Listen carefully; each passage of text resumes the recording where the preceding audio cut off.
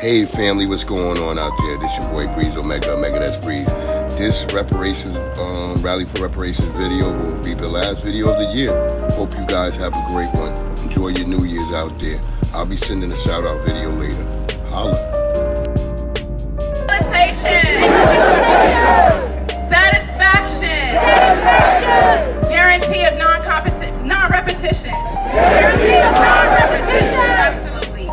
So the next speaker is a man who doesn't need any introduction. Actually, you know what, DJ? Just pull up the music. Coming to the stage, we have our brother, the visionary for the Foundation of Black American Congress, our brother, Tariq Nasheed.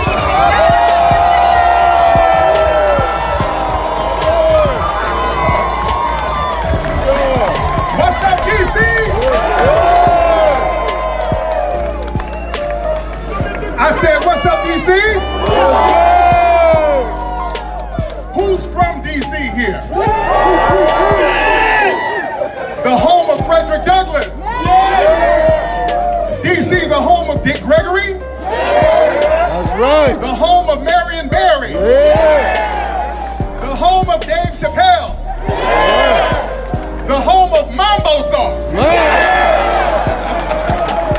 What y'all putting in that Mambo sauce? DC, we're here, the Rally for Reparations. Look at this beautiful crowd. Give yourselves a round of applause.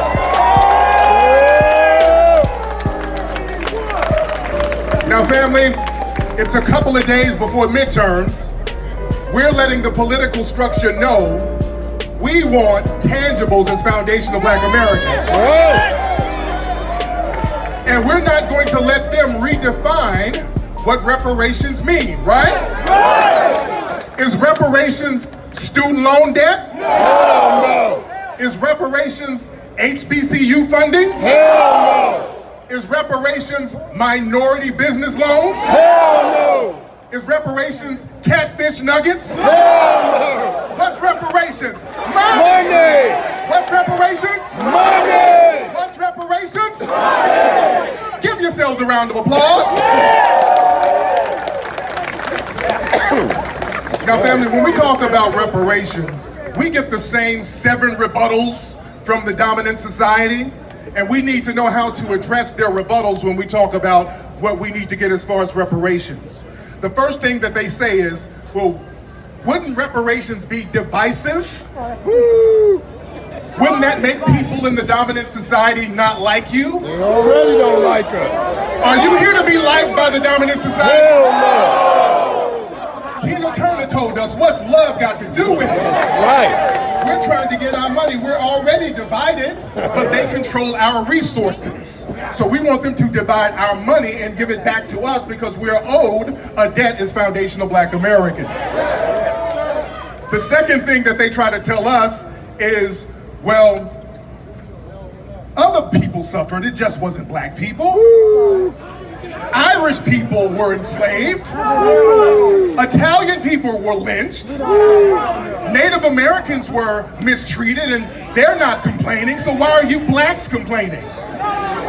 Well, the thing is, these people are not complaining because they were compensated. The Irish, who were indentured servants, they got something called freedom dues after their contract ran out. They got money, land, and weapons. They were compensated. Then they were brought into white society to join all the benefits and reap all the gains of being white. When the Italians were lynched down in New Orleans, there was a situation where there was a mass lynching of Italians. Their families were compensated, and the country of Italy was compensated, and the Italians were allowed into white society to reap the benefits. The Native Americans, we know the red ones, they were compensated. They broke off all types of money, and many of them enslaved us as well, so they need to be cutting a check too. Dude, that's right. Cut that damn check. The third rebuttal that they have for us is, well, if you want to get reparations, FBAs, why don't you go to the Africans who sold you? Have y'all heard that one? Well, I say to that, number one, the African who sold us, well, he got a one-off. Number two, those countries don't exist no more. Those countries over there were colonized and they were absorbed into the white European power structure, so all of their resources were drained. So they need to get the resources from the white power structure in Europe that dominated them, while we're getting money from the white power structure that dominated us, the United States government. Right. Another rebuttal, they say, well, all white people didn't even own slaves during slavery. So the next rebuttal is, well, my family came over after the Civil War. So I wasn't even here during slavery. So how do I owe? When your family was over there in the slums of Europe, they heard about a country that was built up off the wealth from the free labor of our ancestors. And they knew that that wealth was mass distributed from our hands into white society and locked in racially. And they sat over there in Europe and said, sign me up, I want to go over there and be a part of that. So since you want to be a part of it, you're part of the debt and you owe too.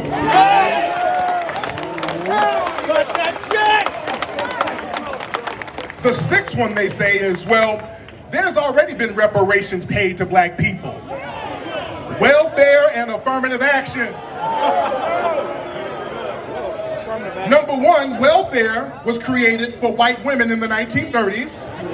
Number two, most welfare recipients in America are white people in middle America. The welfare capital is Owsley County, Kentucky, where 99% of the people are white and on welfare. That's the welfare capital. And as far as affirmative action, we know that affirmative action benefits white women more than anybody. Exactly. So is affirmative action reparations? No. Exactly. And the last thing they say, family, they say, well, listen, why should I, as a good white person, be on the hook for something that I didn't do? Why should my tax dollars pay for something that I didn't do? I didn't own a slave. Did any of you remove red Native Americans from their land? No. Your tax dollars go to pay for them now. Did any of you put people in concentration camps in Germany? No. Your tax dollars go to pay off some of the victims of the Holocaust. Did any of you put Japanese Americans in internment camps in World War II? No. But your tax dollars go to pay the Japanese families. Did anybody here fly a plane in the World Trade Center? No. You know some of your tax dollars go to those victims too. Did you create a war in Afghanistan? No. Billions of your tax dollars go to the Afghanistanian people. Did you cause a war in the Ukraine? No. Billions of your tax dollars go to the Ukrainian citizens. So since we're giving all of our tax dollars to these people who are not even citizens for the most part, we're going to make sure the real compensation and the real check is going to be cut for the people who deserved it, who built this country from the ground up, who cultivated the culture in this country. Foundation of Black Americans, ladies and gentlemen. Say reparation! Reparation! FBA! FBA! Give yourselves a round of applause. Now, family, coming to the stage, our next guest, this is a brother you all know and love. He's a mainstay in our Hidden Color series films. This is a master teacher who I love and respect so much from New York City. Ladies and gentlemen, give it up for brother Kaba.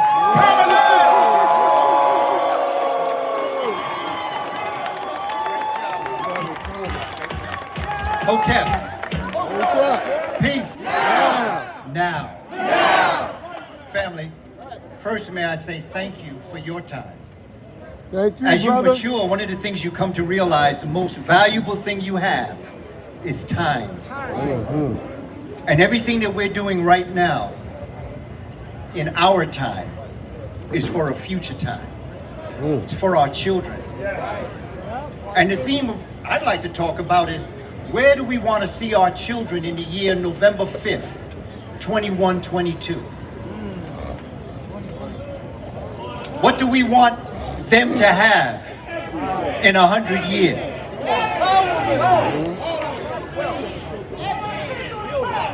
Everything. Everything. It's important that we understand this, family. What I've come to do is talk to you from a historical perspective.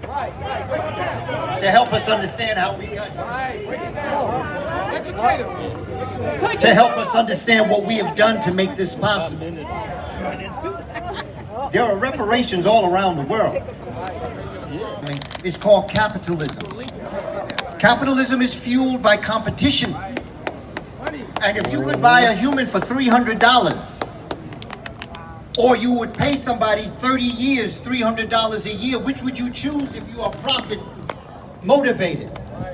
You would pick buying somebody for $300 one time. And so the North said, but you gotta stop enslaving people. They said, wait, why are we gonna do that? They say, because we gotta work together. And the South said, well, who need to work with you? I'm gonna break away. The North said, you can't do that. The South said, why not? Because then that would break up the Union. Abraham Lincoln said it. He said, if I could keep Africans enslaved and preserve the Union, I would. That's evidence, he said it. And so the South said, but we're gonna keep enslaving people. But you see, what happened is that they had to stop the enslavement of the transatlantic enslavement. Now, I know they tell you that they felt sorry, that they wanted to repair the damage. That's not why they did it. They did it because they gave so many guns to African people in Africa who were on their side, unfortunately. But we got some people on their side right now. So you shouldn't be surprised.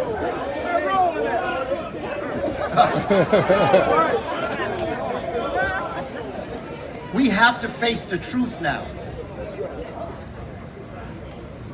And what began to happen is that Africans began to fight the Europeans, and they could not enslave the way they used to.